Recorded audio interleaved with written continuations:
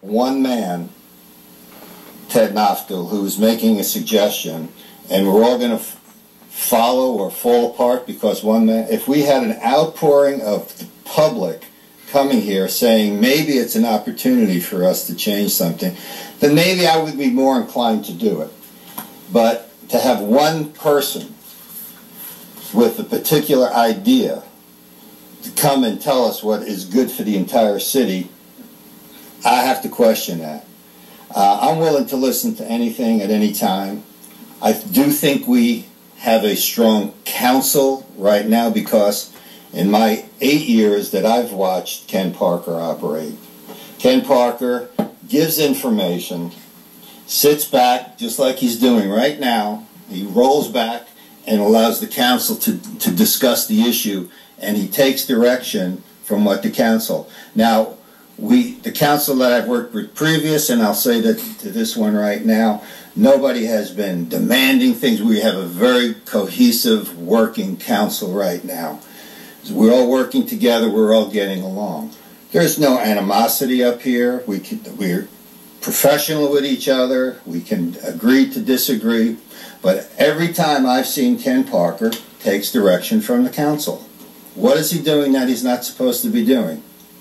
I don't understand that.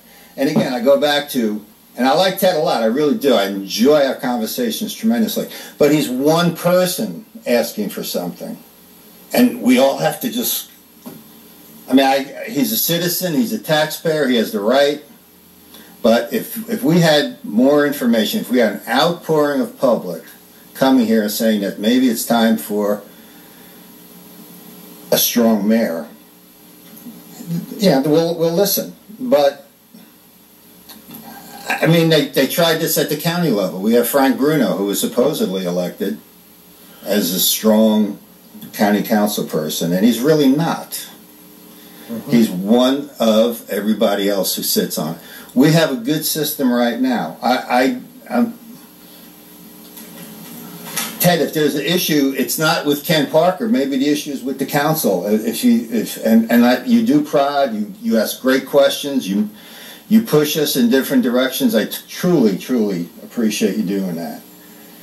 I think if you have an issue, it's with us. I don't think it's with Ken. Now, we're lucky here in Port Orange that we've had a 25-year commitment or a career commitment from our city manager. We're very fortunate here. We're an absolute anomaly in the state of Florida.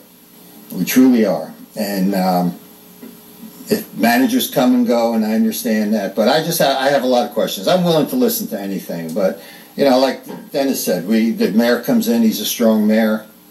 He doesn't like something Warren Pike doesn't do, so what, is he going to fire him on the spot?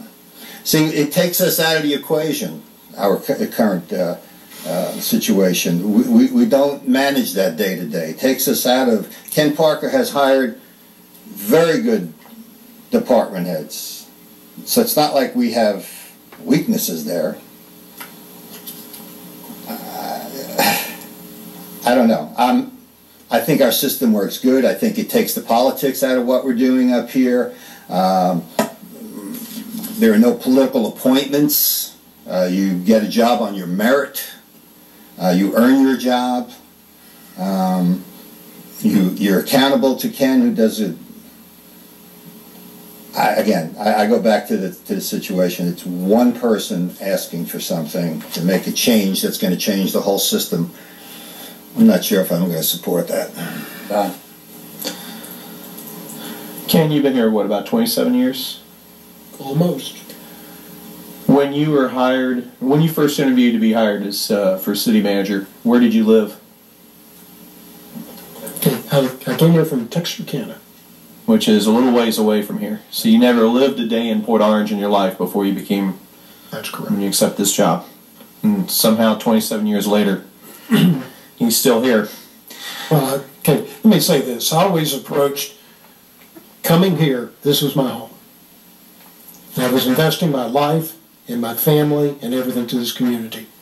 And if the council decided to keep me for this period, I was committed to it. That's what Alan... I think in the interview process, I understood that most city managers want to grow. as an individual, as a knowledge, and to do that, they have to grow in the community. And I think in our interview, I said that if you stay with this community, it will grow with you. It will let you achieve all of your goals in life. And you can stay in one community and raise your family. This will be your home. I think this job of Port Orange City Manager, which you currently hold, and certainly will not hold forever, but as far as I'm concerned, you could, until you cross me. But, but seriously, the job is giving you, there's job enrichment has been built in. That's correct. And I don't see that changing. Job enrichment, as long as this community has opportunity to grow, to become something more than it is, not just growing westward with actual physical growth, redevelopment, there will always be job enrichment in this position. When I think of strong mayor, and I am not opposed to listening to facts. And I said that you're going to have to get me off the position. And if you show me facts that get me off the position, great. But the first thing I thought of is Tammany Hall. And that was probably the most corrupt political machine that ran for 100 years, the Democratic Party controlling New York City. And Councilman Pullman referred to the corruption. I see a strong mayor personally as something that works well in large cities. You have to have a large pool of qualified candidates to be able to choose from to get that job.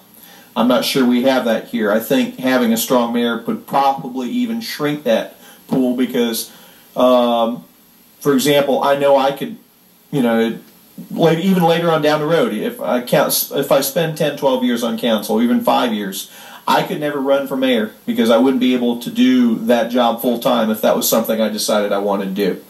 And you can decide for yourselves whether I'd be qualified in that amount of time or not. It doesn't matter. I just simply couldn't do it. And I'm somebody who is serving on the council now, gaining this experience, which has been wonderful, as short-lived as it has been so far, and I look forward to it enriching my life and my ability to give something back and enrich the city in the process. But you'd be eliminating somebody like me. I know everyone here has a full-time job of sorts. None of the 5 people here, I think, to be able to do something like that, the demands of something, maybe there's somebody else in the city who's qualified that's not sitting on this board right now. And that's fine. I don't know who that is, but I just see that as limiting. I see it as empowering one person over the other 4 members of the council. If you don't like the job that I'm doing, being the council person in charge of the finance department, or maybe the vice mayor is in charge of public works, what are you going to do to us if you were the strong mayor? I mean, I just see difficulties. It isn't 1/5 of the vote anymore. You're diminishing my role and diminishing what I would be able to bring this to the community as I see it. Certainly right now, the day will come when Ken Parker retires, God forbid. But when that happens, if we hire a poor manager, we can bounce them in a heartbeat, or her, whoever the case may be. If they do a poor job, I don't want that person working for my community. We, as voters, hire a mayor, we're stuck with that poor person for 4 years. Or if the charter says 2 years, whatever the case is, we're stuck with that situation. And then somebody else has to come in and hopefully that person's qualified to straighten it out. I also see it as a problem that every problem that comes up